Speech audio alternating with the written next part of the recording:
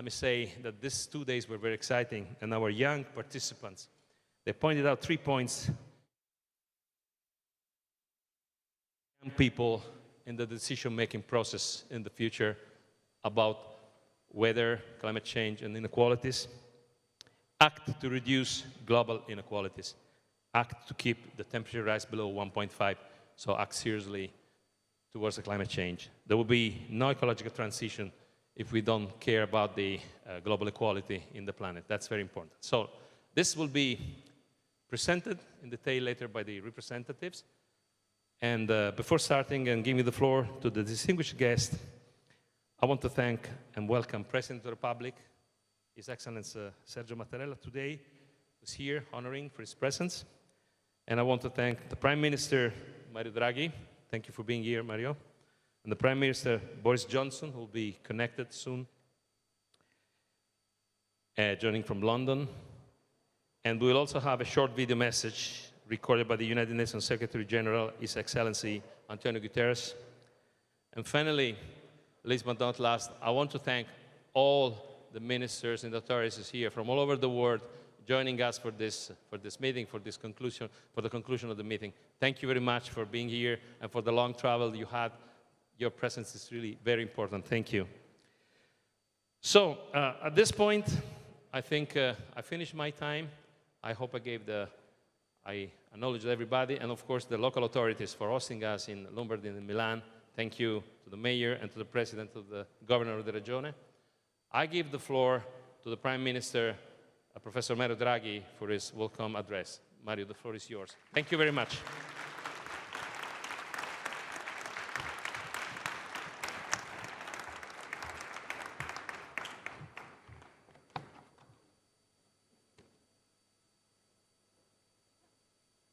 Signor Presidente della Repubblica, Prime Minister Johnson, President Fontana, Mayor Sala, all the delegates,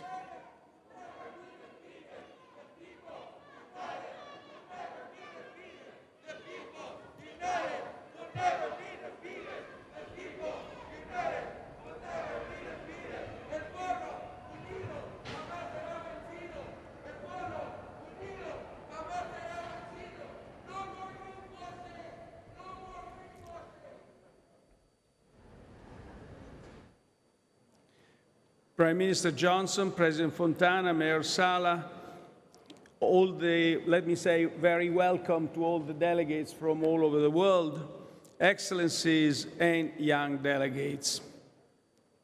I would like to thank all the young people who've worked so hard over the past few months, and especially over the past 3 days. You represent the largest generation of youth in history.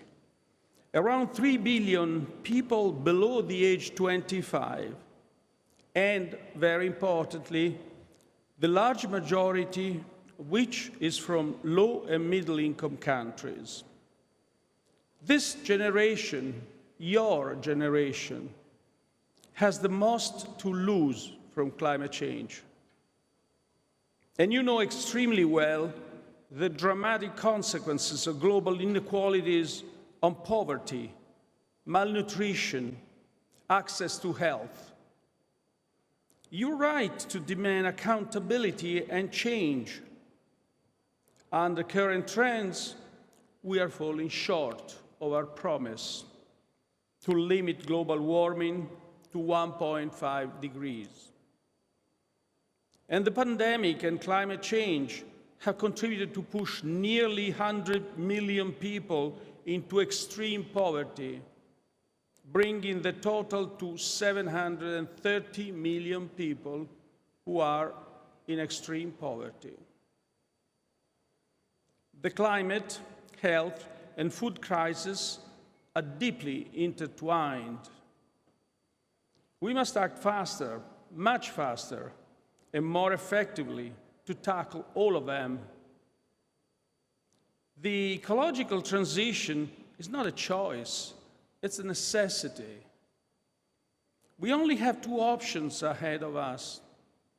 Either we face the costs of the transition now, or we act later, and pay the much higher price of a climate disaster. The recovery from the pandemic is an opportunity to push our climate ambitions forward and do it fairly. And the state must be ready to help families and companies beat the short-term costs of the transition. Italy is pulling out all the stops to ensure countries move in the right direction and do it fast. In Europe, we contributed to set up the Next Generation EU program to ensure an equitable and sustainable recovery. It sets the green transition as one of its three pillars, together with digitalization and social inclusion. Italy has earmarked 40% of the fund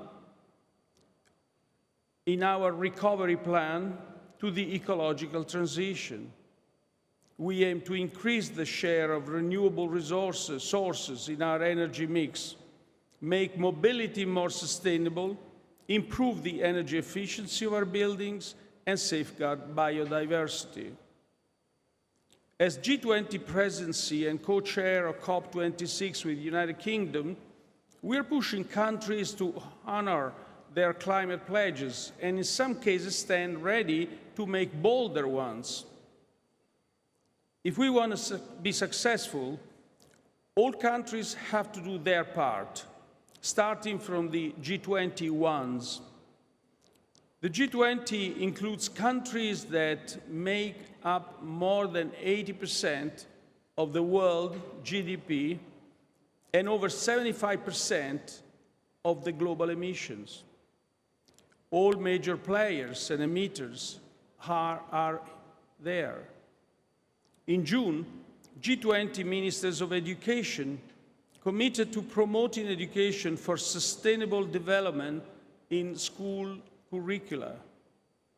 In July, the Energy and Climate Ministries in Napoli committed to allocating large shares of their recovery plans to a green transition. But we are aware that we have to do more, a lot more. This is the aim of the Rome summit that will take place at the end of October. We want to achieve a G20 commitment about the need to keep 1.5 degrees within reach. And we must develop long-term strategies that are consistent with 1.5 degrees. At the same time, we need to fulfill the $100 billion pledge to support developing countries. Low and middle-income economies are often more vulnerable to the effect of climate change, and emissions in each area of the world inevitably affects the rest of the globe. So it is both a moral imperative to support their transition and a pressing need. We grown-ups have learned what we have to do: mitigate, adapt, and raise funds to help poorer countries to do the same. But more than anything else, we now have to do it. We now have to act. I firmly believe that we have a lot to learn from your ideas, suggestions, and leadership. And your pressure, frankly. Your pressure is very welcome. We need to be whipped into action. Your mobilization has been powerful, and rest assured, we are listening. Thank you.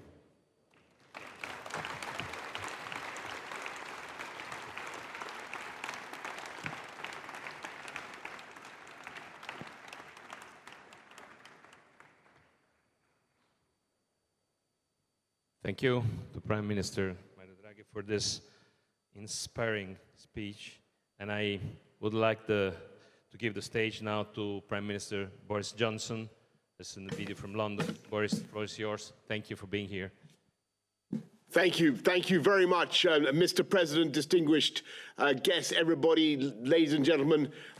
Great speech, Mario, and ciao from Londra. I'm very sorry I'm not able to be with you today, but I just want to say to all of you at this gathering that Mario, you and I, we've got to face it. We were born in the 1960s. The politicians, I'm afraid, like us, we're middle-aged people, and we're going to be meeting to thrash out the world's path to net zero in just a few weeks' time at COP26. But it will be the people in the audience. It will be your generation, young people, who are left to deal with the consequences if we should fail. Because a child born in 2020 will endure 7 times as many extreme heat waves and twice as many droughts as their grandparents. And as this gathering has heard in sometimes harrowing detail, young people around the world are already paying the price for the reckless actions of their elders. Hundreds of millions of you are facing rising seas, failing crops, burning forests, and ever more ferocious storms. Daily challenges that lead to lost opportunity. And your future is literally being stolen before your eyes. And I saw the protesters earlier on, and frankly, you have every right to be angry with those who aren't doing enough to stop it. And perhaps the most frustrating thing is that we know we can stop it. There is still just enough time to put on the brakes. We know what needs to be done. We just have to get on with it. It's a big task and one that will ask a lot of absolutely everybody. But change on the scale we need is perfectly possible. When I was a child, something like 80% of the UK's electricity was generated by burning coal. Even as recently as 2010, we got 10 times more electricity from fossil fuels than from renewables. Yet today, as I speak to you, most of the electricity consumed in the UK comes from clean, green sources. Our carbon emissions are barely half what they were in 1990. And coal, which was once the undisputed king of the energy mix, now accounts for less than 2% of our electricity, a number that will go to 0 in the next couple of years. And I tell you this not because I want to brag about how great the UK is, because I'm the first to admit that we all have much more to do, but because I want to show what can be achieved when people and politicians have the will to make change happen. That's why it's so important that these 3 days are not the end of the story. We've got 190 countries represented here, almost 190 countries represented here. And if between now and November, the COP26 summit, that you all continue to raise your voices in the way that you have, as passionately and articulately as you are doing. And if you can keep talking to the politicians and the business leaders where you live about this issue and why you care about it and why we must have action, then what I'm saying to you is we can turn this thing around. And there are 4 things that we want to come out of COP26, four big changes in our approach. And it's very easy to remember. It's coal, cars, cash, and trees. Coal, cars, cash, and trees. We want to move away, as I've described, we want to move away from using coal as the way we generate electricity. We want to move towards renewable. We want all the countries in the world to move off coal. We want everybody to stop using internal combustion engine vehicles, and it can be done. People are moving away from them as we speak. As Mario has just said in his really excellent speech, we want to raise the funds that the whole world needs, the developing world in particular, to tackle climate change. And we need to get up to $100 billion, and we need to plant hundreds of millions, if not trillions, of trees around the world. And if we do all that, we can make COP26 in November, which Mario and I are working on. We can make it the beginning of the end of climate change. And so, without being unduly rhapsodical, when you're my age, you young folks, you young thrusters out there, you'll inhabit not a world on fire, but a planet where your phones and your computers and your lights are powered by the wind and the water, the waves, and by the sun. You'll inhabit a world where electric cars glide silently down your streets from California to Cape Town, emission-free, guilt-free, jet zero planes will fly overhead, and all of us will be able to deal with whatever the climate throws at us. So what I'm saying to you is that the situation is dire and it's frightening, but change is possible and it can be done. So help me and help us to make it happen at COP26, and together let's make this Earth the planet that you deserve. Thank you very much. Thank you. Thank you, Prime Minister Johnson, for this inspiring comment to the work. And now I would like to remind that we are working, the Italian, the UK government, for the COP26, and I want to thank you, President Alok Sharma, being here today, for his presence. Alok, it's a pleasure to have you here because you're taking, you witness what has been done here, and we forward the messages of the young people to the COP26 event. Thank you, Alok. So we have now a last message from His Excellency Antonio Guterres that should be digital, and I leave the floor to the message.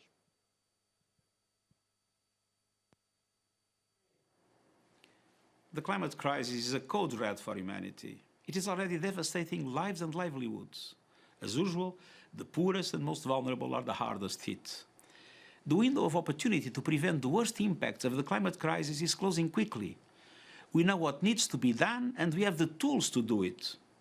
Young people have been in the forefront of putting forward positive solutions, advocating for climate justice and holding leaders to account. We need young people everywhere to keep raising your voices for a breakthrough in building resilience and ensuring that at least 50% of climate support is for adaptation to protect lives and livelihoods. For developed countries to finally deliver on their promise of $100 billion a year in climate finance to the developing world. For more governments, businesses and investors to reduce their emissions in line with the 1.5-degree goal of the Paris Agreement. This means that they must commit to net zero by mid-century, with ambitious 2030 targets and clear plans to achieve them. For ramping up climate education, green jobs and fair and inclusive economic growth, leaving no one behind. I thank the government of Italy for providing this global stage for young people to engage directly with policymakers. And I thank the more than 400 young people for contributing your ideas and solutions in advance of COP26. Your solidarity and demands for action set a powerful example. We need national leaders to follow your example and ensure the ambition and the results we need at COP26 and beyond. Thank you.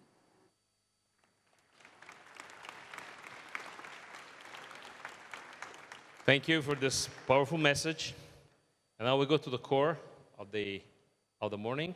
So we will have the presentation by the rapporteurs of the 4 tables that have been working the last 2 days for the key messages to be forwarded to the COP26. And I'm extremely pleased to call on the stage the first rapporteur. This is Ernst from the Fiji island, and we'll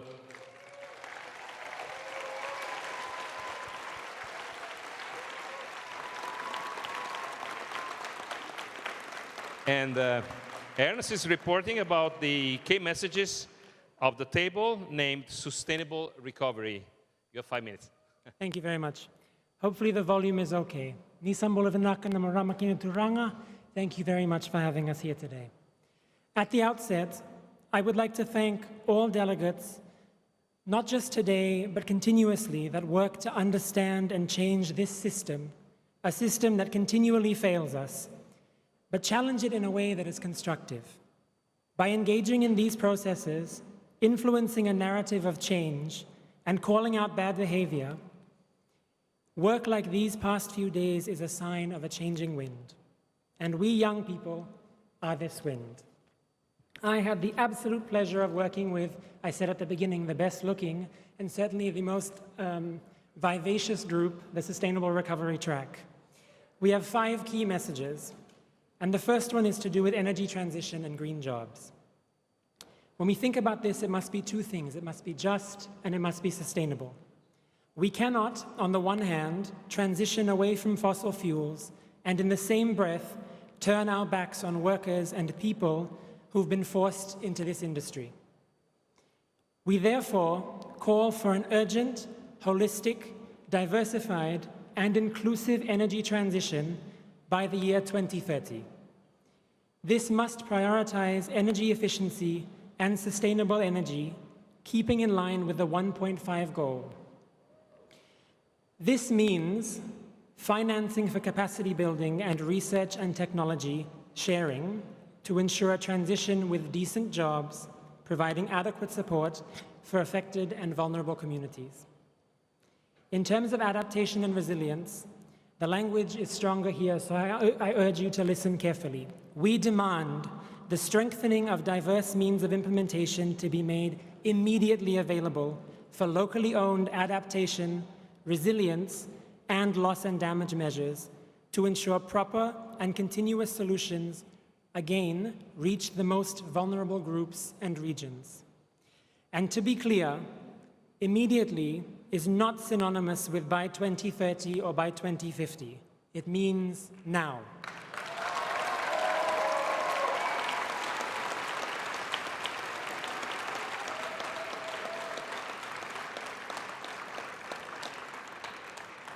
In terms of nature-based solutions, we demand nature-based solutions be prioritized as a key strategy to address the climate crisis that also emphasizes the need for a socially just and equitable society, especially by recognizing, representing, respecting, and protecting local and indigenous peoples' rights and place-based knowledge. Nature-based solutions is key. It's not a box-ticking photographable strategy. It's vital. Indigenous peoples have been the only people to successfully foster a relationship between our existence and the environment, and we must therefore take their lead.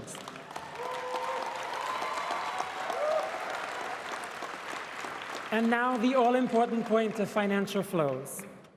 Yesterday, a delegate said a great quote: "Conservation without finance or resourcing is a conversation." And we need more than just talk. As a result, we urge decision makers at all levels in public and private sectors to create a transparent and accountable climate finance system, because we know the current one is not working, with robust regulation of carbon emissions, eradicating the climate investment trap in the most vulnerable communities, whilst ensuring equal opportunities for people of all genders, ages, and backgrounds, and really importantly, as well as eradicating the exploitation of women and child labor. In essence, put your money where your mouth is and make financing accessible. Have faith in us the same way that you were so quick to have faith in trickle-down economics, because look where that got us. And finally, and this is particularly important for regions like my own in terms of tourism, we demand that at COP26, the recognition of tourism's responsibility in meeting global climate targets, but also its vulnerabilities to the impacts of climate change, particularly for tourism-dependent countries. We call for the inclusion of all stakeholders, youth, women, indigenous communities, and other marginalized groups in capacity building, monitoring, investment and decision-making processes towards resilient blue and green tourism recovery. Just to clarify once more, when I say this is to take place at COP26, What we mean is that by the end of the COP process, when our leaders are laying back in the leather seats of business class, they are celebrating this feat. Thank you very much.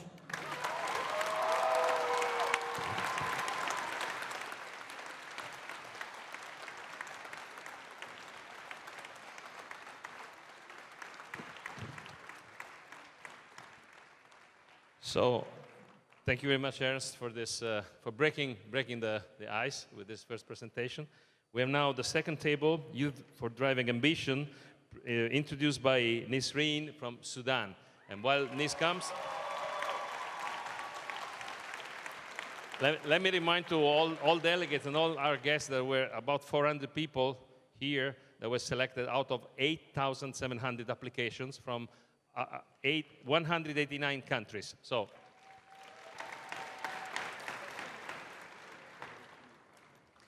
السلام عليكم ورحمة الله وبركاته. صباح الخير عليكم جميعا. Good morning, ladies and gentlemen, and also buongiorno a tutti. Well, Youth Driving Ambition was the general theme for this event. It was also the theme for one of the most amazing working groups. In a very long 2 days, young people worked very hard in order to send the messages not only for themselves, but for the rest of the young people around the world on how we need climate action to be tackled urgently. One of the biggest features of this session was the sense of urgency and the sense of alarming that we are still going in the wrong direction. More than 6 scientific reports were out by UNEP, UNFCCC, and IPCC. All of them are saying that we are going completely in the wrong direction and unfortunately speeding into the wrong direction. Young people around the world are not only worried about the future of humanity, we are also worried about the future of other creatures that we share the same planet with. It's not only about humans, it's also about the biodiversity that we are losing every day. I am afraid that not only you, the old generations, but only us will be the last generations to witness the planet as it is. I watched a movie once, and in the movie, the lady said, well, the old generation were the last generation to see the sky with only stars, because now there is stars and satellites, and we cannot distinguish between stars and satellites. So I'm really afraid that we are going to be the only generation, or the last generations, to see small island states like Maldives, for example, like Fiji, my friend and colleague Ernest from, like other hundreds of small island states that only 2 meters away from the sea level. For that reason, young people in the Youth Driving Ambition theme worked into 3 levels. Level number 1 was the multilateral, because young people showed that only with cooperation between countries and with the shared by different responsibilities, and with acknowledging the historical responsibility of the developed countries and the big emitters, only together we can go forward to the right direction, and only now we can take actions to prevent the catastrophe. We worked also on the national level because we acknowledge the different specifications for different countries. A lot of countries are talking about electric cars. Well, I come from a country where only 30% have access to electricity in the first place. So how can I speak about electric cars?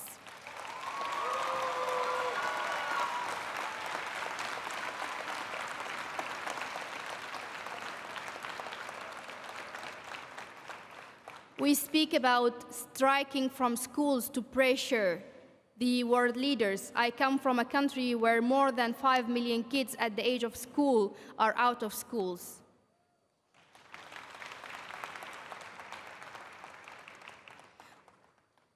A lot of us are coming from a country where actually we depend on the rain to feed our agriculture and to feed our people. So if we have too much rain, then it's a flood, which is a disaster.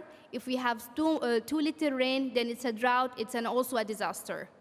So it's really important to take the concept of the local communities.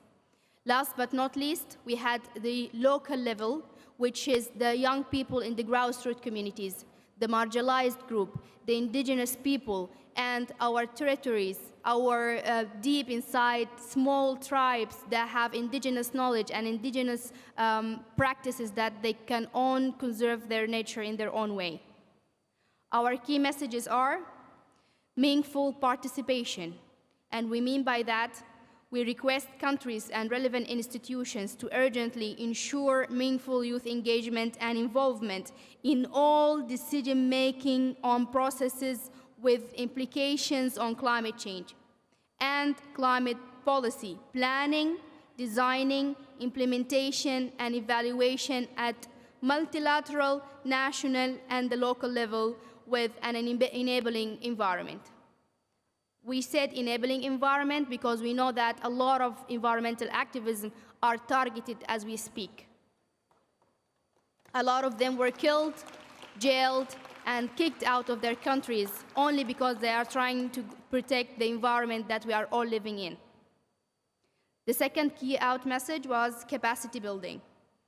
We request all countries to urgently scale up financial, administrative, and logistical support to foster the engagement of youth to effectively drive climate ambition and concerned action.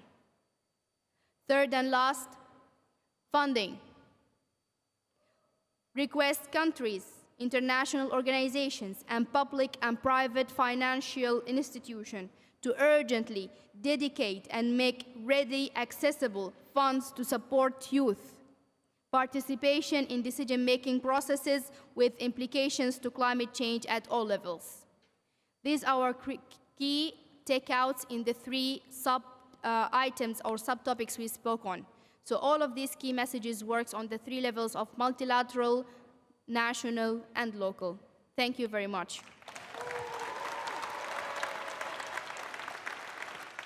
Thank you.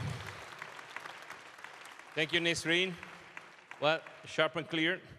We go to the third table, non-state actors engagement, and the rapporteur is Nathan Meteny from France.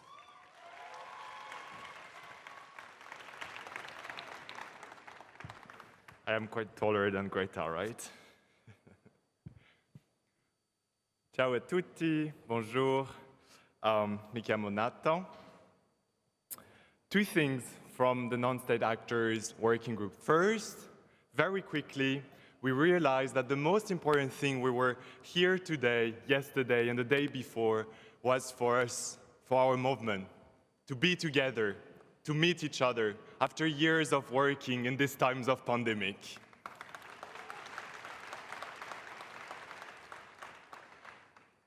And so therefore, we tried to create this space in our working group to make sure that everyone could meet, could chat, and to create great friendship. Second very important thing is that we realized very quickly that we are not asking for just climate action. We are asking for climate action rooted in social justice.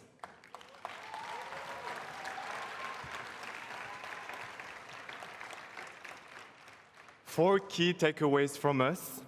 First, we concretely ask you to support participation of young entrepreneurs, artists, farmers, athletes, in particular from emerging countries and marginalized groups. And by that, we mean ethnic minorities, indigenous people, LGBTQI+ people, BIPOC communities, people with disabilities, and so on and so on.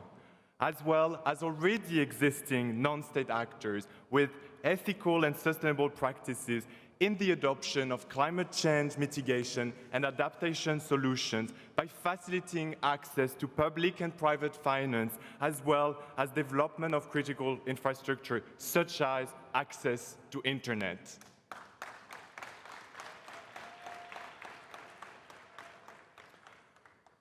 We demand non-state actors, in particular the private sectors, to align current and future operations and their supply chain with net zero emissions now. The transition needs to start immediately and requires clear reporting of plans and achievement of milestones at least on an annual basis. We need to enhance, and we ask you to do that, to enhance environmental transparency and accountability of non-state actors by requesting robust and annual climate disclosures that include underlying source data, ensure that these disclosure and data sets are consolidated by a relevant entity. But most importantly, and that has been something extremely important in our group, we need to abolish fossil fuels industry rapidly and immediately with a total phase out by 2030 at the latest, and secure a decentralized, just transition designed with and for workers, cooperatives, local and indigenous communities, and those most affected by the climate crisis.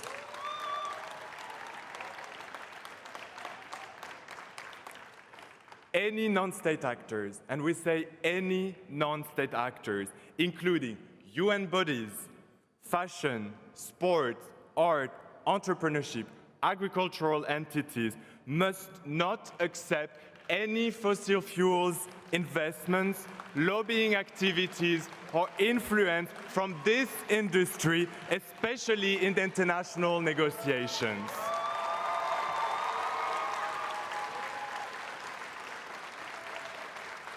Thank you very much. Thank you, Nathan.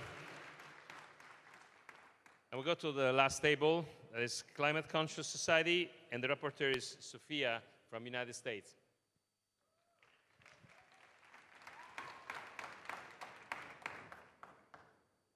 This is a bit too tall for me? Okay. Hello, everyone, and particularly hello to my fellow youth delegates who have worked so hard over these past 3 days, hopefully not in vain. And of course, hello, Prime Ministers and Ministers of Environment and Climate. I'm Sophia Chiani, and I had the distinct pleasure of serving as the co-chair of the Climate Conscious Society theme. I've seen firsthand that through bold, diverse youth leadership, young activists have served as an integral component of the youth movement and the climate movement, ensuring a future with sustainable citizens and environmental leaders. Our incredible delegates have finalized a comprehensive document with 4 key points of showcasing impacts and solutions, education, public awareness and mobilization, and lastly, media. It is crucial to educate and engage all sectors of our population in order to see meaningful climate action. We are hopeful that the Ministers of Education and Environment who will be attending COP26 will pledge to support climate change education and youth empowerment in ways outlined in our document. Some of the most important messages that our group would like to stress are as follows. Beginning with showcasing impacts and solutions, countries and decision makers should be held accountable to ensure that their words are translated into action. As Greta said just a few days ago, we don't want any more blah, blah, blah. We want to see concrete changes and actions taken. Decision makers should enlist support from young people like us and climate advisors to highlight the impacts of decisions made on social, humanitarian, rights, equality, and justice aspects. They need to support vulnerable communities, including Indigenous and disadvantaged people, especially those in low socioeconomic areas. They need to amplify diverse voices, such as those of young, Indigenous, and marginalized people.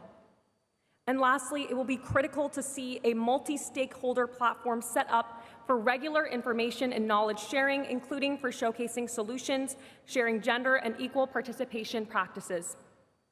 Following up with education, we call on global leaders to call on their governments and other relevant actors to raise awareness on climate change, adaptation, and mitigation by funding and ensuring universal climate change education for all.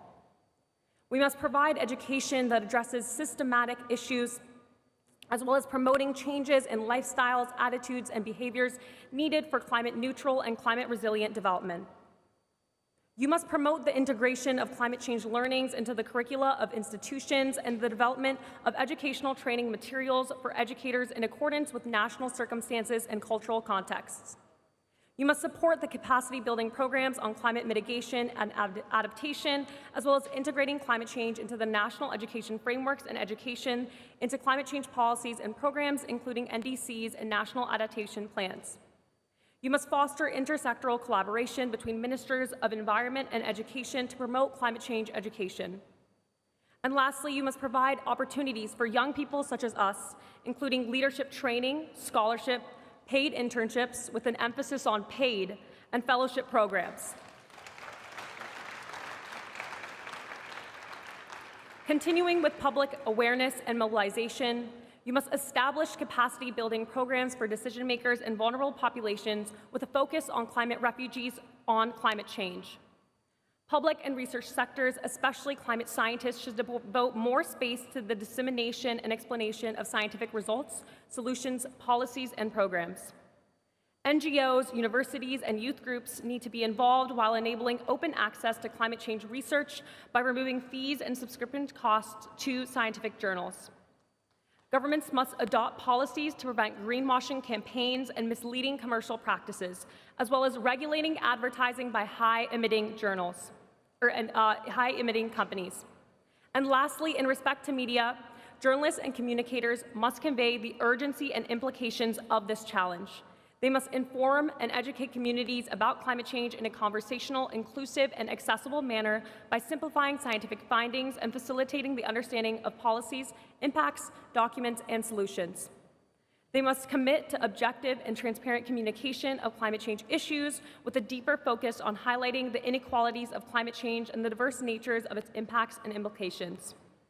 Through all of the aforementioned demands, we as young people hope to see from you, world leaders, aggressive and ambitious policy implemented that will engage all sectors of our society in pursuing climate action. By giving young people like us a seat at the table when it comes to developing international climate strategy and policy, decision makers will be able to accelerate climate action and green recovery by tapping into innovative, progressive solutions. We are going to suffer the most if action is not taken.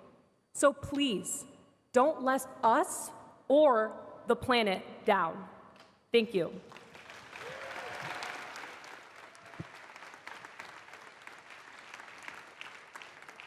Thank you, Sofia. So these are the key messages that were generated by the 4 tables during the last 2 days. You've seen there are many sharp and new proposals. And now, before opening the Agora, I would like to ask whether the Prime Ministers and the guests want to express some comment for a few minutes. I would start with the Prime Minister Mario Draghi and then Prime Minister Boris Johnson.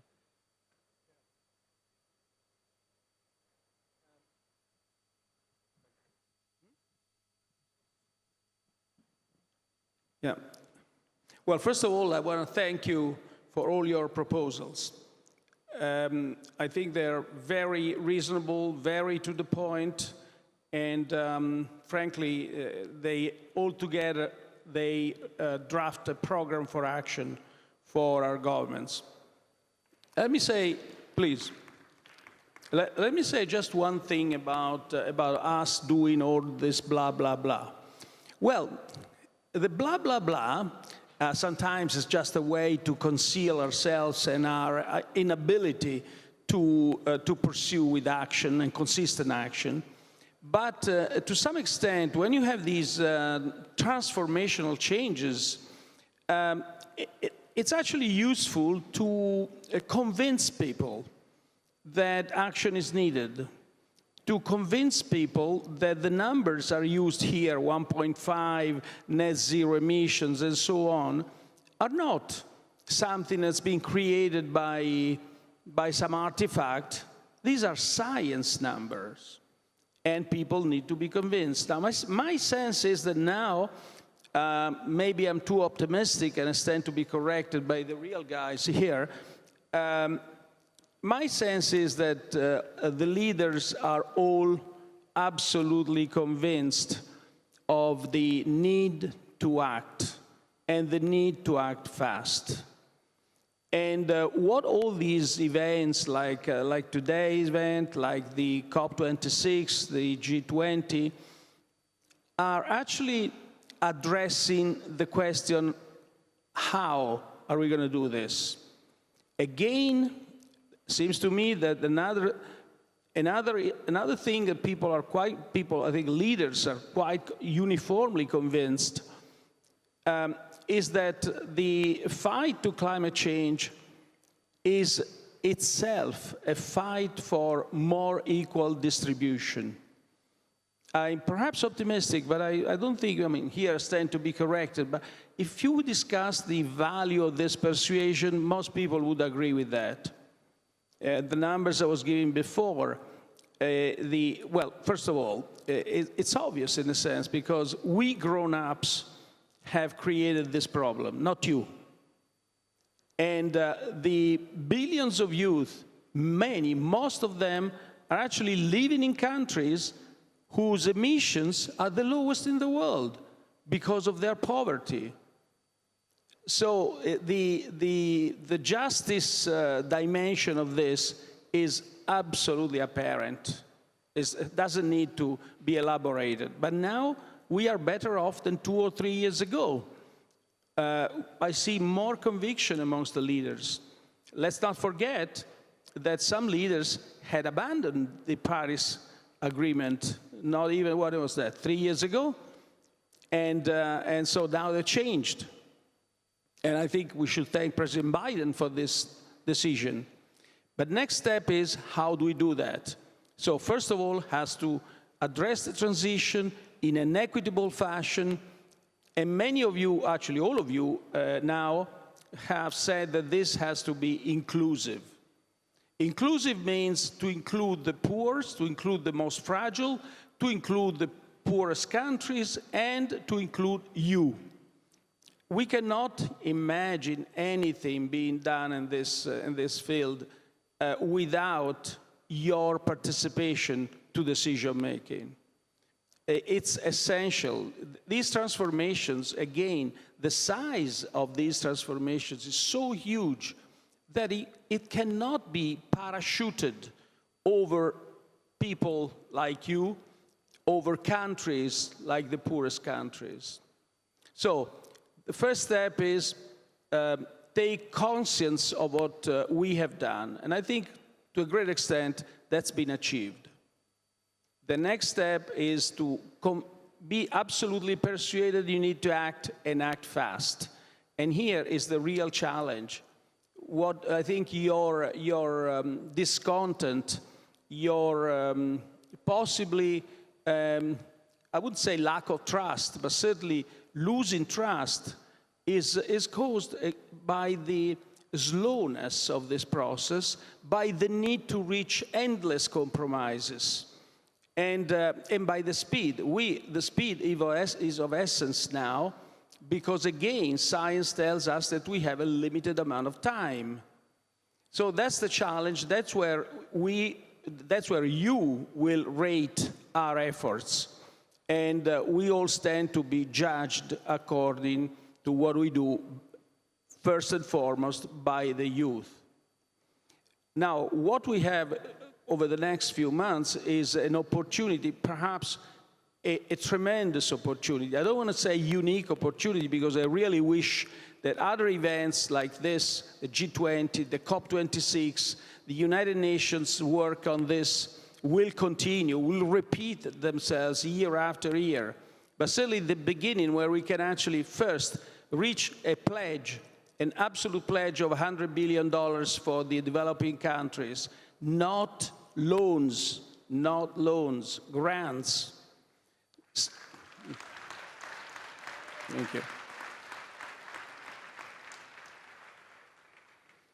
And second, come out from these meetings with a broad alignment of goals. That's another very difficult dimension, because countries are very different across themselves. But we know that in this field, in the climate field, if the goals are not aligned, the targets are not going to be reached. So alignment of goals, which means that each country should share the same numbers, is very important. And it's very tough. very difficult. There are specific issues in the transition which will make things even more difficult. If you look at the recent increase in energy prices, everybody's asking whether this is going to be temporary or persistent, permanent. Well, we see causes of both kinds. Some things that have caused this increase are temporary, but other things like gigantic transitions out of coal into what? Into gas. And they're going to stay for a while.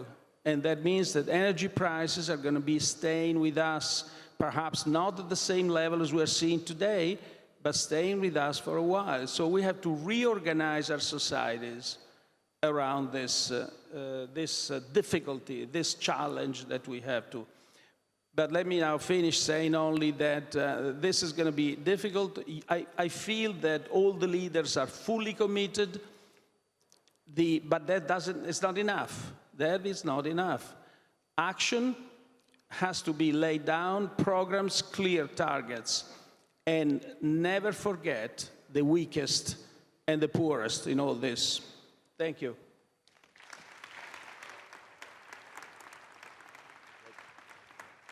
Alok, before we say goodbye to the President, would you like to spend a few words as a comment? Because then we open the Agora and will be a longer session. Would you like to send a few words?